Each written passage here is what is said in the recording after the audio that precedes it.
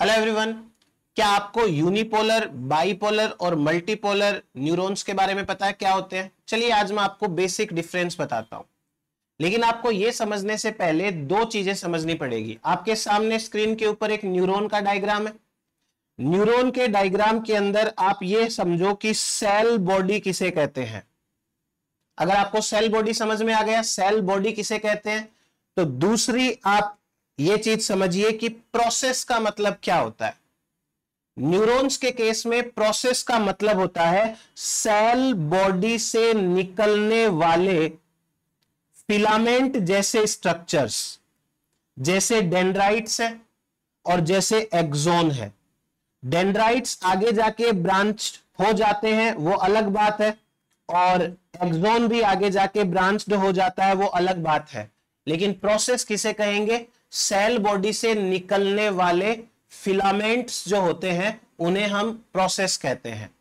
अब यूनिपोलर आपको समझ में आएगा क्या होता है। देखो, जैसे मान लो ये एक सेल बॉडी है और सेल बॉडी से मैंने एक सिंगल फिलामेंट निकाल दिया, सिंगल फिलामेंट, तो ये हो गया यूनिपोलर न्यूरॉन।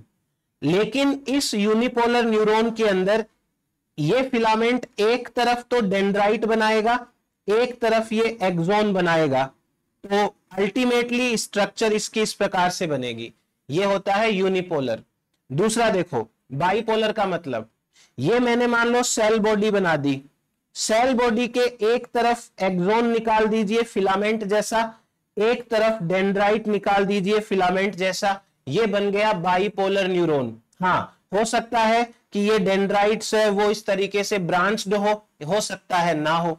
उसी प्रकार से जो मल्टीपोलर है उसका मतलब क्या है? ये एक सेल बॉडी है, एक सेल बॉडी से एक डेंड्राइट, दूसरा डेंड्राइट, तीसरा डेंड्राइट, चौथा डेंड्राइट और एक एक्सोन।